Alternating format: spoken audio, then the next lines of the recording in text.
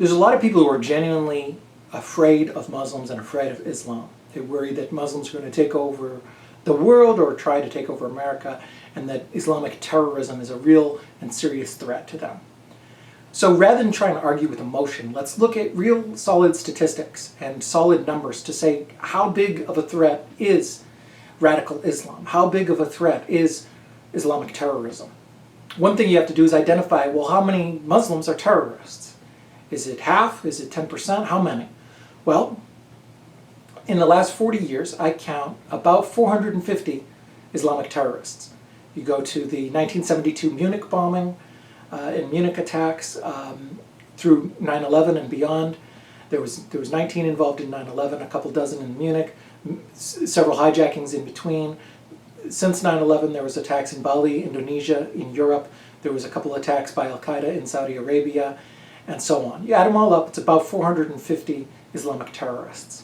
Now, if we take, that's such a tiny number, it's not significant at all. So if we take a larger number, one of the anti-Muslim hate sites that I found had a very broad definition of Islamic terror, and they've tracked it ever since 9/11.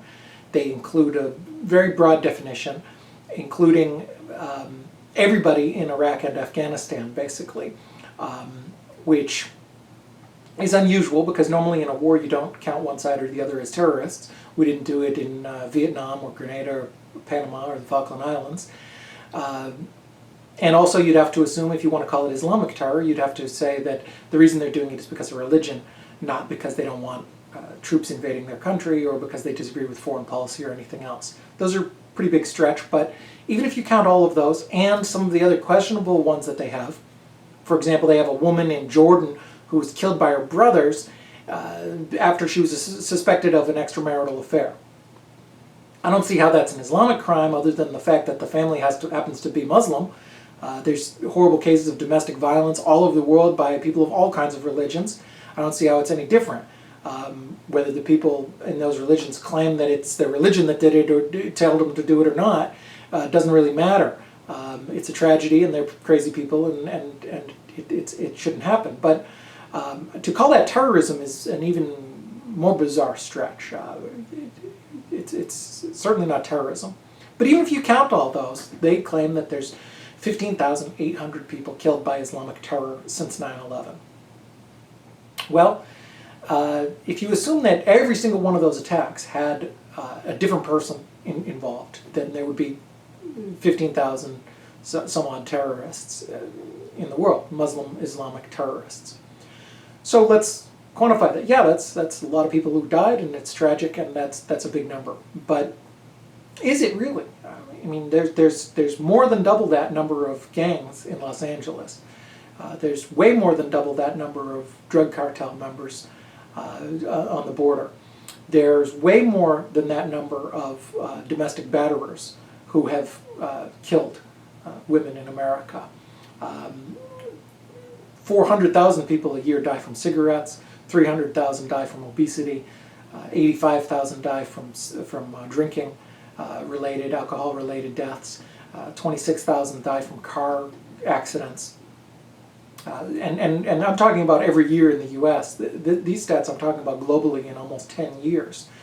So, yeah, there are Muslim terrorists, but there's also people in the United States who will kill you for wearing the wrong color shirt in certain gang territories. There's people who will kill you for your sneakers. It happens every year here in the United States. It doesn't mean that it's accurate representation of the United States, and these really isolated numbers of Islamic extremists are not representative of the religion at all.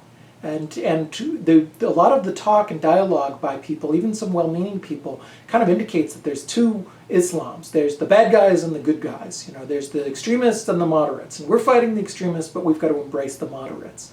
Moderates really means, you know, the Muslims who don't like terrorism. Well, Muslims don't like terrorism. It's like saying the Christians who don't like terrorism, or you know, I'm going to be friends with the Catholics who don't like murder. Catholics don't like murder. Yeah, there's Catholics that murder people, but these Muslim terrorists are murderers, and they're not at all represented in the rest of the religion. And so to give this impression that it's 50-50, 50-50 bad and good, like 750 million people, 3 times the population of the US, is terrorists, is crazy. Even 90-10 is crazy. If it was 90-10, then that would mean that of the 4 million, at least 4 million, probably quite a bit more Muslims in America, 400,000 of them would be terrorists. That's crazy. 150 million terrorists globally. Crazy talk. Even 1%. If you say, well, yeah, 99% of Muslims are good, 1% are bad. No.